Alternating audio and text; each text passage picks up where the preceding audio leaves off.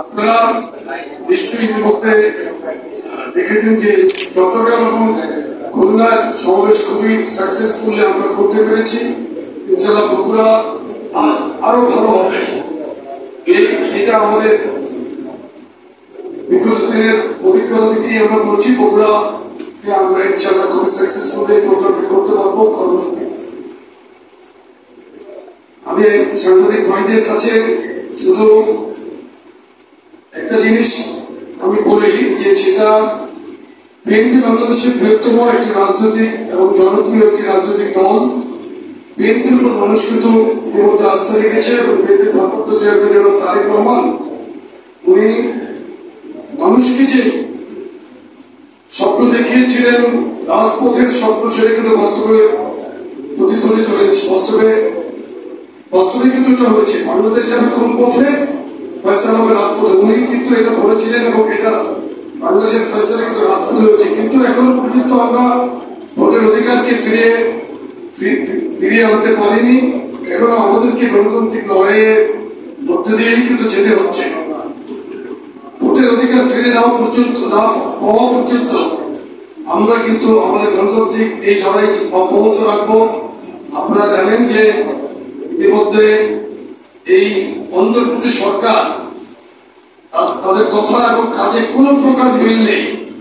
তারা রাষ্ট্র এবং জনগণকে কোন প্রকার তোয়াক্কাই করছে না তাদের আচার আচরণে। তাদের ইতিমধ্যে আপনারা দেখেন যে একজন এই প্রথম বাংলাদেশের নিরাপত্তা উপদেষ্টা দিয়েছে। এই নিরাপত্তা উপদেষ্টা নিয়োগ দেওয়ার আগে কোন স্টেক হোল্ডারদের সাথে, রাজনৈতিক স্টেক হোল্ডারদের সাথে তারা কোন প্রকার আলোচনা করে নাই। একজন ব্যক্তি যিনি আমেরিকাতে সারা জীবন অতিবাহিত করেছে তাকে নিরাপত্তা উপদেষ্টা করেছে এটা। এবং তারা মানবিক কল্যাণের নামে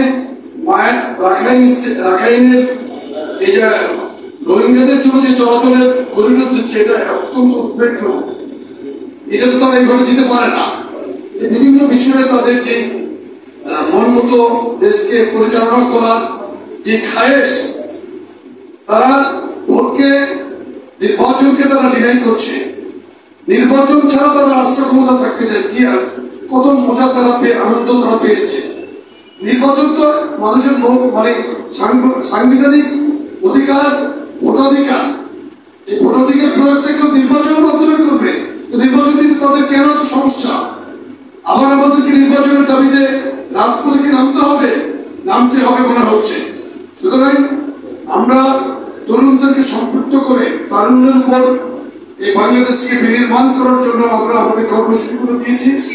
আমরা ইনশাআল্লাহ এই কর্মসূচিগুলোর মাধ্যমে বাংলাদেশে আবারও তারুণ্যের জাগরণ ঘটিয়ে নির্বাচন ভোটের অধিকারকে আমরা প্রতিষ্ঠিত করবো ইনশাআল্লাহ, এই আশাবাদ আমি ব্যক্ত রাখছি। এবং আমরা আসলে সাংবাদিক ভাইরা একটা পর্যবেক্ষণ সবাই এখানে দেখেছি। আমরা খোলামেলা কিছু কথা বলবো। আমি আশা করি আপনারা আপনাদের বার্তা আমার এই বক্তব্যের মাধ্যমে পেয়েছেন। ধন্যবাদ সকলকে।